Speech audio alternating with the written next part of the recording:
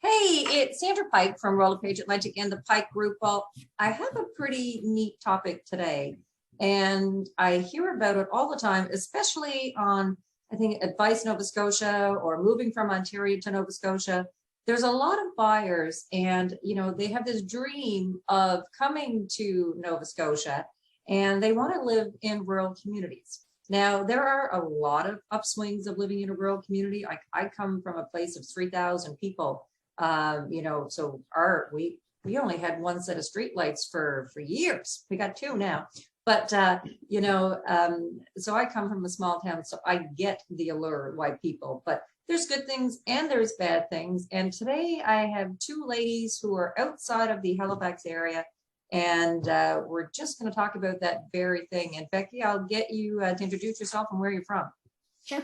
Becky Tupper from Exit Realty Town and Country. I live just outside of New Minas. I do have a business partner, Brian Fraser, and we've just formed our new team, which is called Nova Scotia Realty Group. So how many people would be in your town per se? Oh, good gosh. I couldn't even guess. I used to know, but I can't even remember. Okay. It wouldn't be like a couple of 100,000. It'd just be maybe a couple of thousand, maybe? Oh, there'd probably be, if I was guessing, probably about 40,000. Okay. Not sure, but. Yep. Bobbie, yourself. Hi, I'm Bobbie Maxwell. I am a licensed realtor with Viewpoint Realty. I've been in the industry for 8 years, and I'm also a volunteer on the NSAR and South Shore Regional Director. And I'm really happy you invited me. And I live in Shelburne County, but we serve mostly Pubnico, Argyle, up towards Yarmouth and up towards Liverpool, that rural area. So pretty big area. So I know last year we had this big influx of buyers. Like we had 2 years of military who came. We also had people who are from, other parts of Canada who were just coming because they were tired of the city life. And then we also had people who were living away who came home. Now, are you seeing, Bobbie, buyers, let's say from out of the province moving, let's say from Ontario, for example, moving down to Digby, Yarmouth, those places? In the last 2 years, my personal experience, like 90% of my buyers were from away, out of province, which would be Ontario. There was some Saskatchewan, Alberta, and now I'm seeing a lot more of British Columbia. Okay. And how about you, Becky? Yeah, for us as well. We had a lot of buyers from Ontario, BC, a few from out west, but it's surprising how many local people are just changing houses. Mm-hmm. They really are. So I just wanted to clarify. So that 40,000 is basically all of like Kings County. So there's about 6,000 right in New Minas, give or take. Okay, good stuff. Now, so a question, we're talking about the buyers. So now that the landscape is changing for COVID, I mean, I know COVID's not gone, but like everybody, us here next week, we're going to be able to, stop with our masking and the COVID mandates. Do you think that will impact buyers who are moving here? Becky? I do. I definitely do. A lot of the buyers are trying to get out of congested cities and they want to come for a simpler way of life. Mm-hmm. So I think like we've had a lot of buyers that were out of province, wrote numerous offers, as I'm sure you guys did as well, turned down, they've just kind of put things on hold. And now I find that we know that restrictions are going to be lifted. They're coming back and saying, now we're ready to look again. Okay, so that's actually doing a positive effect for you. And how about yourself, Bobbie? Do you think that now that the COVID mandates are lifting, will that impact buyers coming to your area? I think we're going to see, we're going through such low inventory right now, but I think if I don't know, but I know around here, our community is screaming for developers. And I feel like if it gets built, they're going to come. Oh, yeah. So I think it's just the lack of demand right now. And a lot of people are like, I'm just not going to sacrifice certain things. I'm just going to wait now because now the mandates are getting lifted. But I know several people that just did. They're like, I'm just buying this until my contractor can get to it, which is some of, like, I don't know about y'all. I've been waiting on an addition for 2 years, and I work with these guys, and I'm like, hey, why do I keep getting, delayed? But they're like, we can't keep up. And even with the rise in cost, the prices went up, but people still were paying it a lot, so Yep. I think I just think we can't build it fast enough right now. And if we get developers or investors or contractors, because I know right now we have people that are parents living in campers. So I still think the secret's out. People want to live in Nova Scotia. Lifting the mandates are just kind of get them some time to breathe and not feel rushed, and especially in our area, y'all go overpriced and we don't. And that was one of the other things. Like the other day, I saw on a social media that someone was looking for, 5 acres of oceanfront, $300,000, bungalow, all this stuff. And everybody was saying, you won't get it in Nova Scotia. You won't get it in Nova Scotia. And I said, here's a listing I have. It's been on the market almost 1 year at $299. And I said, no one's, made a serious offer on it. You couldn't build it, for $350,000 or whatever. And they said, well, it won't go for $299. It always goes over. Well, see, our market's not like that. We negotiate and we don't have as much competition. So now there's a different perception of the market too in rural areas. To me, they feel like, well, that's not the price I can get it for, so I can't afford it. So they don't even try. That's interesting that you say that. So, I mean, I come, and as I mentioned, like our town is 3,000 people, and Becky, you're saying where you are is 6,000 people. So again, great things about, small communities. And what would you say, if you had a buyer from Ontario, what would you tell them, like the good, bad, and the ugly, let's say? So we usually try and, because it's a culture shock when they come here, because they're used to being in Toronto or Vancouver or wherever. So we try and educate them on communities. We educate them and ask them to, find out information for themselves as well, because, you always like to have your information firsthand. Tell them how far away they are from the city, big box stores, airport, all that stuff. Talk about schools, different activities. Just give them as much information as we possibly can. Because like I say, it is a big culture shock. And they get here and they think like, holy cow, there's nothing here like there used to be at home. No, and I had one young couple calling me. They had 2 kids. They were selling their homes in Ontario, and they wanted to be like up to 2 hours or more outside the city. And she wasn't working, but he was going to get a job. I mean, there's not a lot of employment in those areas, and I'm sure healthcare is an issue as well. It is, yeah. But there's good things. So, if you had to say, one good thing about your area. A lot of people from outside of the area that move in different provinces, they really like the fact that there's so much here in the Annapolis Valley, for example. I mean, you can see the mountains, you can see the vineyards. There's so many vineyards around here, all of the beaches. People really like the fact that they can buy their food at local markets and get their beef and their chicken and things like that, maybe there's not as many chemicals as they're used to. Right. So they really absolutely. enjoy that. Yeah. And how about yourself, Bobbie, down in Digby or Yarmouth, what would you be telling your buyers or, that are moving there? Well, I'm not in Digby and Yarmouth. I'm more on the Cape Sable Island and Shelburne County, on the more of the, I guess, the eastern side of it, or the way, I don't know. Nova Scotia's laid a different way, but yeah, I'm down on the most southern tip of Nova Scotia, and we're actually the lobster capital of Canada.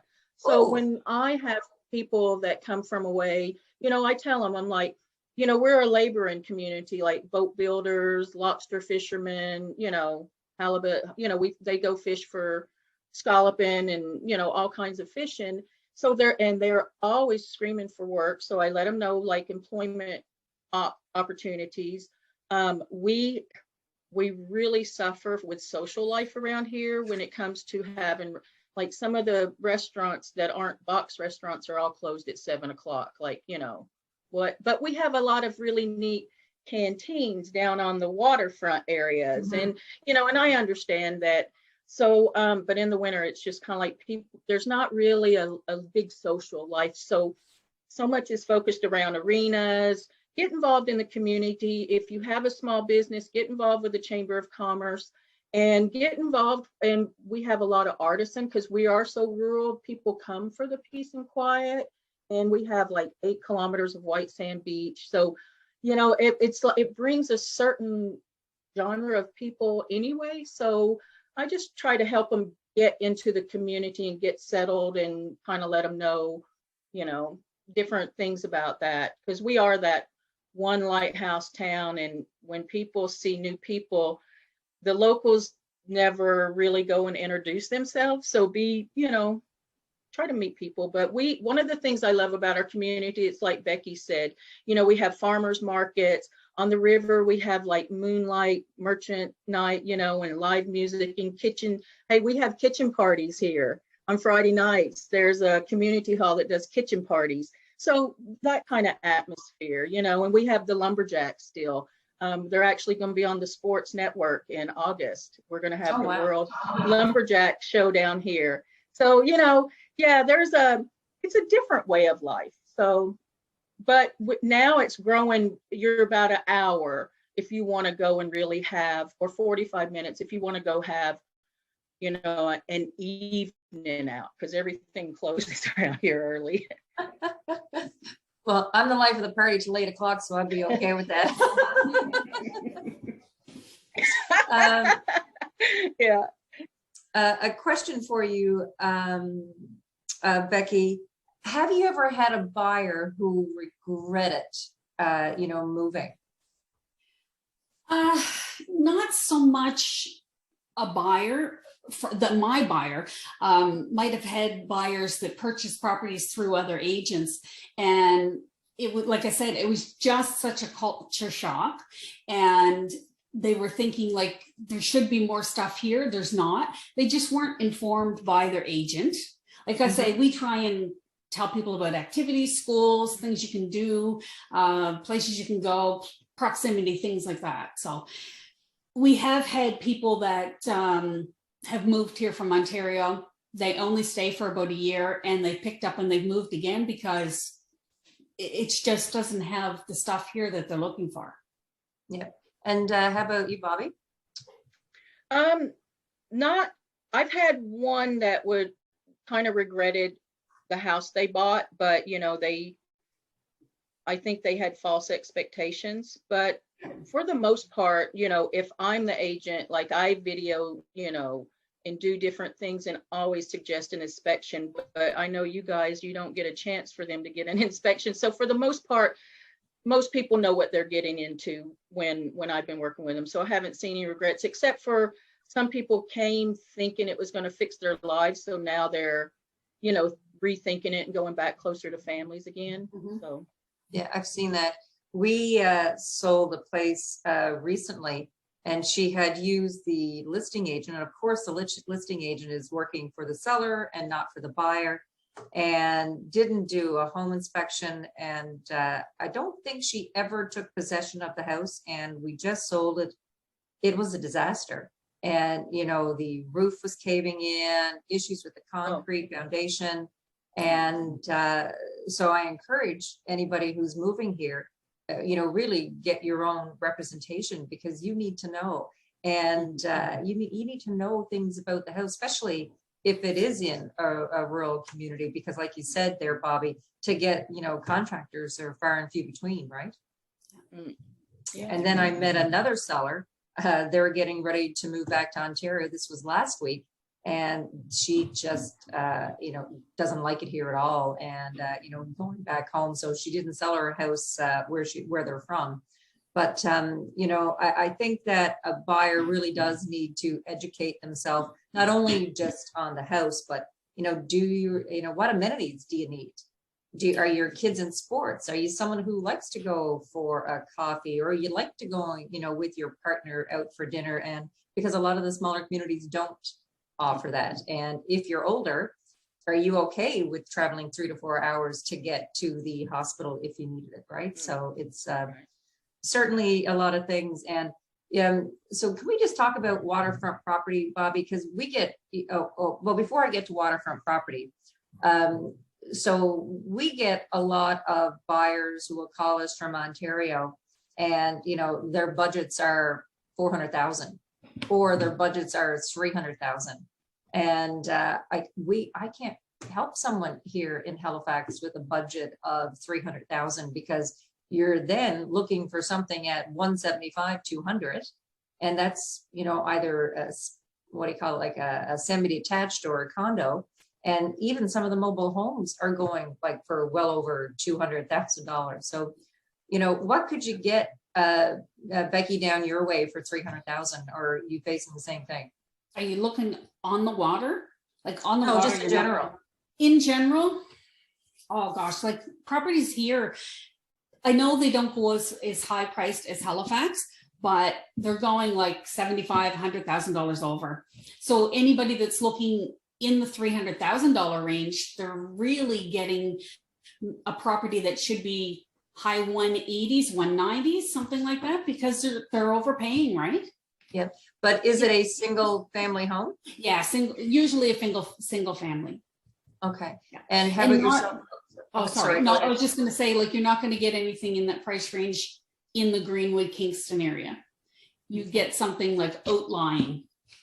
Okay. And how about yourself, Bobbie? What can you get for 300,000 down in your area? Well, last year you could get a bungalow with a full basement, attached garage, landscape lawn with a water view. This year, 300,000 gets you a house that you might need to do some window. It's getting to the point it kind of needs everything updated, but I mean, the value would be there. But we still don't get much over asking, if they don't go right away. And like I said, our secret's out. You could still get some decent homes. You can even still get some that are on the water. But now people with mini homes, like you said, we have a mini home. It's a newer mini home, and it's not on the water, but it has a water view, and it's going for $359,000 just because of low inventory. So that when I had there last year, what would something like that go for now, you think? Or it would be still in around the same price point? So that had about 200 feet of water frontage? Yeah, but see, and that was the problem. I showed it, a dozen times? Wow, that's probably an exaggeration, but I showed it a lot. And, there were, I don't know what it was, but, the people who personally viewed it weren't interested in, the steep hill to the waterfront, and that it needed, heating, that it needed work at $400,000. They just weren't interested in it. But someone from away saw the value. So now, he might already have, $100,000 in equity, because they don't make waterfront anymore. And the people I'm seeing a lot of vacant land waterfront that sat around now getting their full price. Wow. So there's so many people looking for waterfront in that price point. If someone wanted to get a hold of you, Bobbie, how could they reach you? I mean, I love Viewpoint, by the way. I think it's the best. And I tell my clients, you got to go to this site because it rocks. It really does. Yeah, it really does. And it's sad because, I am with NSAR and stuff, but they know that I don't use realtor.ca at all. Like, I just, I have everything I need right at my fingertips. So I don't use it either. I go right to Viewpoint. yeah, but you get and we get leads out like crazy from all over the province. But when you ask what's another thing that I would suggest to buyers looking to buy in Nova Scotia, I don't know if you guys have come across this, but now that the whole inventory is low and people are being more selective, and they're not rushing, I'm finding people want to work with 8 different agents all across the province, and nobody wants to spend their time on them. And I would love it if we could just say, look, if you enter into a buyer brokerage with me and there's nothing in my community, I will send you to an agent, and at least we can get a referral out of it and work together and get, really work for them. But I find now buyers are just all over the place, and no one wants to commit to them. They don't want to help because, they don't trust them at this point. We're not trusting a lot of the buyers. But it is good to have a buyer in the community. And I think that is important. That, I give Becky my leads down in the valley and whatnot, because I'm not going to the valley. And I don't think city agents, you know what I mean? Like, just get your local agent to help you purchase for sure in the area. And Becky, if someone wanted to get in touch with you, what website would it be? It is www.Nova Scotia Realty Group. Sorry, we just changed. Nova Scotia Realty Group. That's right. Sorry. I'll put it in the comments anyway. No, it's all good. Exactly. Anyway, ladies, thank you so much for joining me today. And next week, we're going to be talking about new construction and buyers. So thank you so much. Thank you. Thank you for having us. Bye-bye, Bobbie. Bye. Nice to meet you, Becky. You too.